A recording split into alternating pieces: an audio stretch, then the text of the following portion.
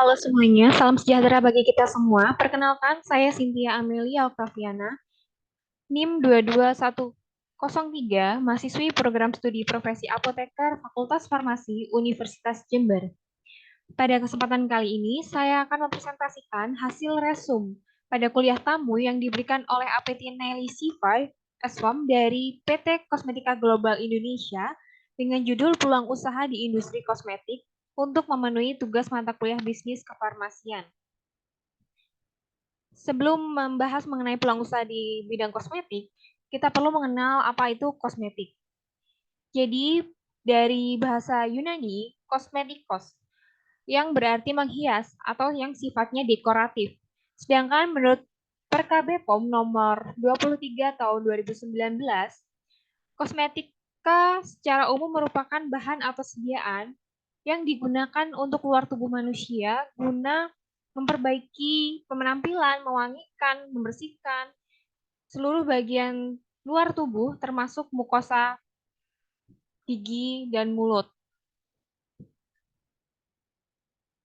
Lalu ini adalah jenis-jenis produk kosmetik menurut BPOM. Setidaknya ada 9, seperti masa pada terdiri atas deodoran stick, sabun batang, lalu ada jenis produk gel seperti pomade dan lain sebagainya.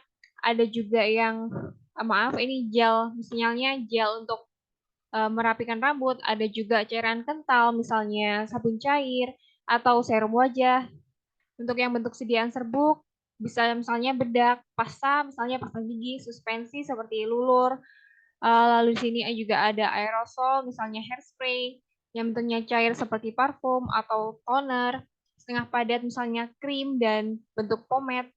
Jadi secara umum yang diklasifikasikan oleh BPOM ini berdasarkan bentuk sediaannya. Lalu sedangkan untuk jenis produk kosmetik menurut Permenkes RI ada 12, hampir sama, tapi menurut saya pengklasifikasian Permenkes ini berdasarkan penggunaannya atau tujuan penggunaannya. Misalnya ada preparat bayi, preparat rambut, preparat kebersihan badan, preparat cukur, santen, sunscreen, preparat kuku, preparat perawatan kulit, ada preparat pewarna rambut, pewarna kebersihan mulut, wangi-wangian, makeup, makeup mata, dan preparat mandi. Kalau di sini kita bisa lihat bahwa kosmetika tidak hanya membahas tentang make up saja, tapi juga produk kebersihan. Jadi di sini kita bisa lihat bahwa peluang bisnis di kosmetika cukup besar karena semua orang tidak pandang usia akan membutuhkan kosmetik.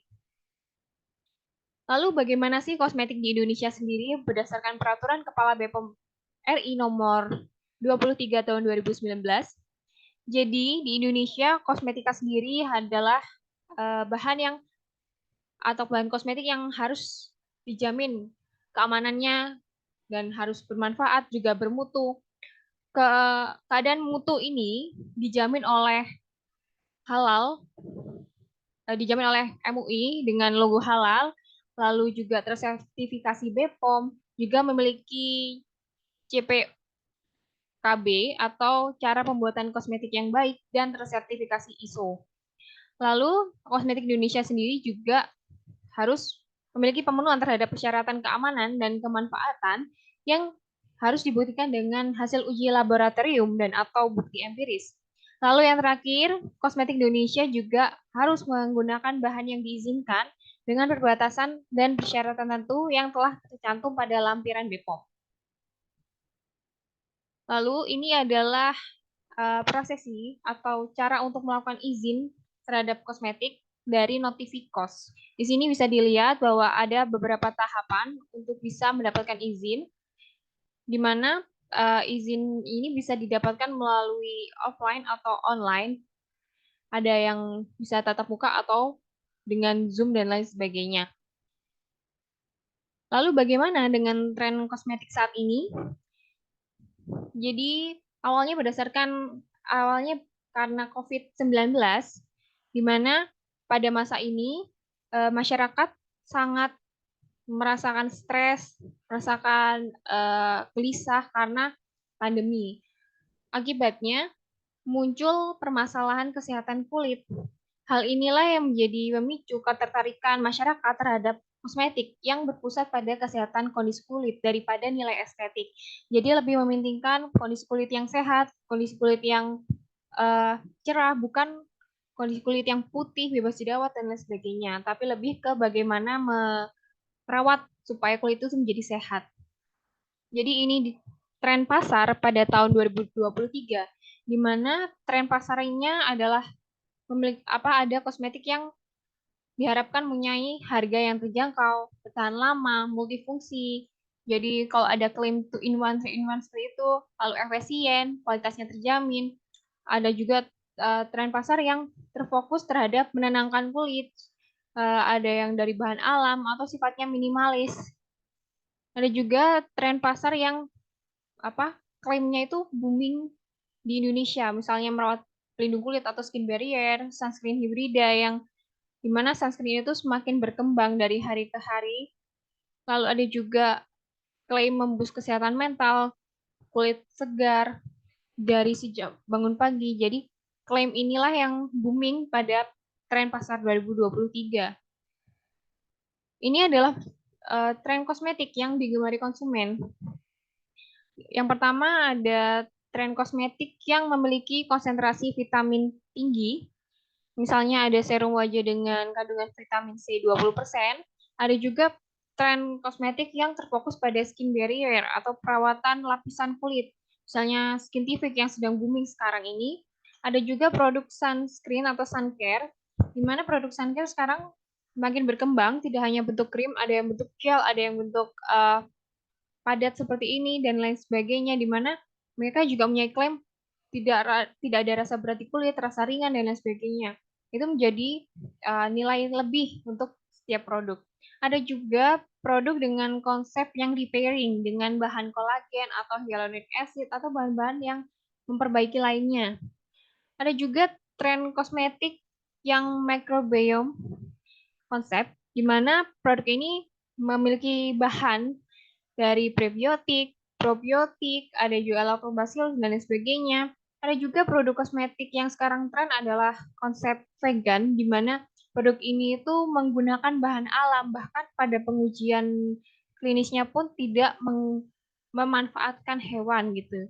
Ada juga clean concept beauty. Jadi ini adalah konsep di mana produk makeup itu, produk kosmetik itu terasa ringan dan simple gitu ya. Jadi tidak repot untuk digunakan sehingga tingkat peminat kosmetik semakin tinggi. Lalu bagaimana dengan porsi kerja farmasis di industri farmasi? Farmasis dapat bekerja pada bagian marketing dan sales, di mana sebagai pihak yang jauh lebih memahami mengenai kosmetik, di mana kosmetik sendiri adalah bagian dari sediaan farmasi, tentu hal ini yang menjadi nilai tambah saat mempromosikan atau mengenalkan produk kosmetik ini kepada masyarakat. Lalu ada research and development, di mana ini juga merupakan bagian penting bagi farmasis, di mana farmasis ini dapat menciptakan atau mengembangkan suatu produk dan berinovasi untuk menciptakan produk yang lebih bagus. Misalnya tadi sun care yang tidak hanya berbentuk krim, tapi diinovasikan berbentuk stick, berbentuk spray, dan lain sebagainya. Ada juga pada bagian produksi, tentu hal ini sangat berikatan erat dengan peran farmasis dalam melakukan produksi sediaan. Untuk yang keempat, tentu saja adalah quality assurance dan quality control, di mana farmasis ini adalah pihak yang sangat dibutuhkan dalam melakukan quality assurance dan quality control, yang untuk menjamin bahwa seluruh produk ini sudah teruji keamanannya, efektivitas, dan mutunya. Lalu ada juga bagian warehouse dan logistik, di mana ini berkaitan dengan penyimpanan produk. Produk sendiri mempunyai kondisi penyimpanan yang berbeda, kondisi khusus yang harus diperhatikan. Jadi tentu farmasis punya peran yang besar untuk menata maupun memikirkan bagaimana produk ini dapat dikirim untuk sampai ke tangan konsumen dengan kondisi sediaan yang masih bagus dengan sediaan yang berkualitas gitu. Lalu yang terakhir adalah beauty planner. Jadi farmasi sebenarnya bisa menjadi pebisnis dalam dunia kosmetik. Yang pertama, langkah yang bisa dilakukan adalah product development request. Jadi mengajukan request untuk mengembangkan suatu produk. Lalu berlanjut ke pembuatan contoh, review, dan mengkoreksi.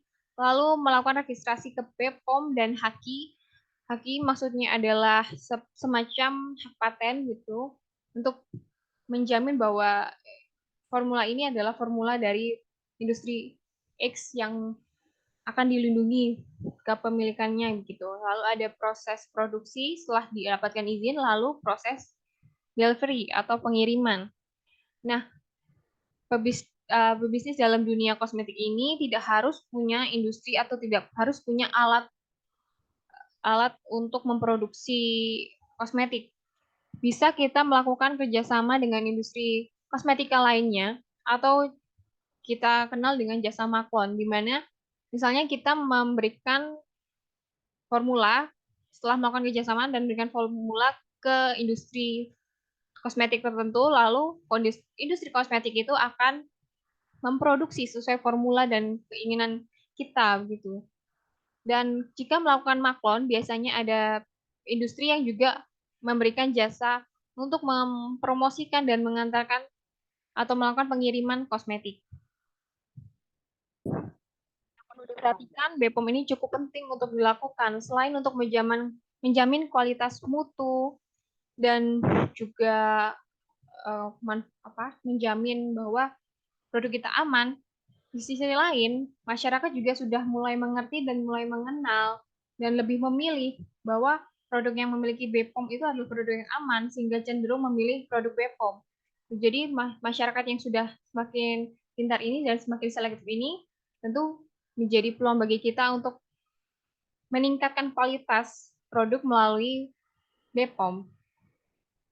Untuk pengujian produk sendiri biasanya terdiri atas pengujian uh, terhadap manusia atau terhadap subjek untuk menjamin bahwa produk kita itu memang memiliki klaim yang benar, misalnya untuk jerawat atau untuk mencerahkan, maka akan dilakukan penelitian terhadap sejumlah orang untuk dilakukan penelitian gitu, sehingga dapat menjamin atau meningkatkan nilai pada BPOM gitu. Jadi kalau memang tidak sesuai dengan klaim atau over klaim tentu akan menjadi permasalahan tertentu. Baik, sepertinya itu saja yang bisa saya sampaikan. Semoga bermanfaat. Terima kasih.